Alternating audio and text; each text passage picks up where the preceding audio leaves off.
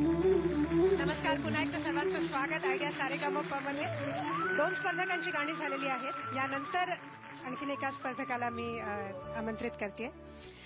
ज्या आता आपल्या समोर येणार आहेत त्या पहिल्या बँड पथकामध्ये ड्रम वाजवायच्या, त्यानंतर लेझिम पथकामध्ये हलगी वाजवायच्या आणि गाण्याच्या क्लासमध्ये त्या पेटी वाजवायच्या. त्यानंतर त्या गायिका झाल्या आणि आता त्यांना महागायिका बनायचंय. टाळ्यांनी स्वागत करूया वीणा जोगळेकर.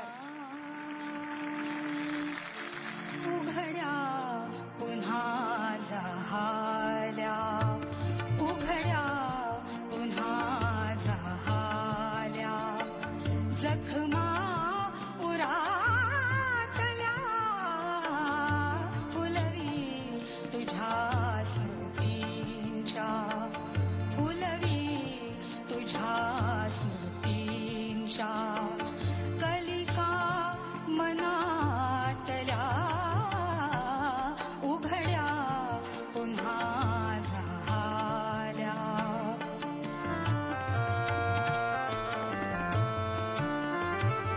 येऊ कशी निघोनी पाऊल अडखळे,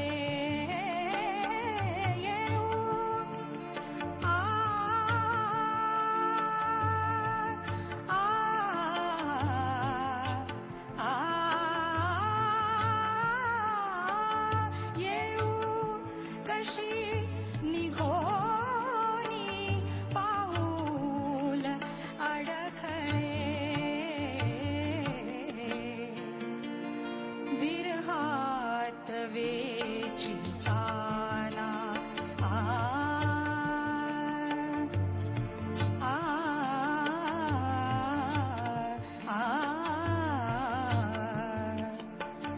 विरहात वेची चाना, घटना सुखातल्या, उघड्या पुन्हा झाल्या, जखमा उरातल्या, उघड्या पुन्हा झाल्या.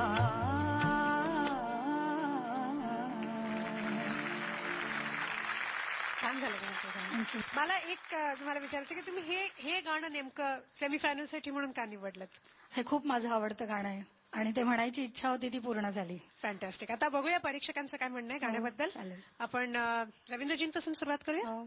काही बारकावे सुटत होते असं वाटलं, म्हणजे त्यातले अस्थायी संपल्यानंतर जे आपण परत उघड्या पुन्हा जात त्या वेळेला असं वाटलं की कुठेतरी तालाला ओढाताण होते असं, पण अदरवाईज सुंदर झालं, छान झालं.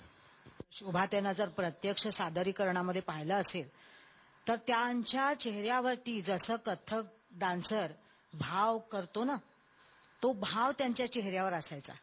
तितकं तुम्ही पोचू शकला नाही तरी मी समजू शकते, पण विचारांचा थोडासा गोंधळ वाटला आणि ते जसं उघड्या पुन्हा झाल्या, जखमा उरातल्या,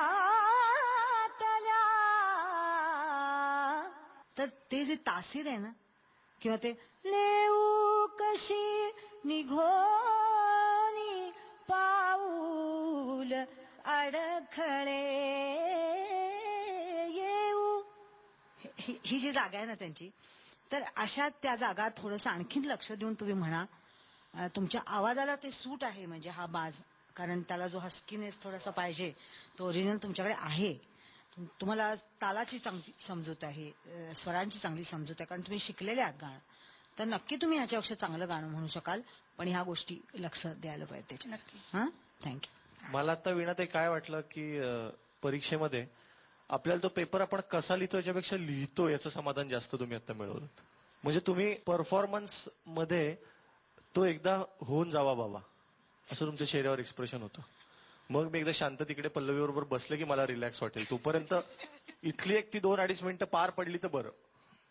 अशा पद्धतीने त्याच्यामुळे पहिल्यापासून जी शांतता पाहिजे ना डोक्यामध्ये, तुम्ही गाणं सुरू केल्यापासून पहिल्या अक्षरापासून ती अस्वस्थता गाण्यामध्ये सतत होते. त्याच्यामुळे त्या जागा आशाताई जसं म्हणाल्या की जागा पण प्रिसाईज नाही वाटल्या किंवा ओव्हरऑल गाणं असं सगळं अस्वस्थ अस्वस्थ अस्वस्थ झालं. तर अजून थोडं शांतपणा गाण्यामध्ये, गाणं जरी अस्वस्थतेचं असलं, उघड्या पुन्हा झाल्या जखमा उरातल्या, जरी गाताना स्वस्थता पाहिजे आतमध्ये, तर ती अस्वस्थता दिसू शकते.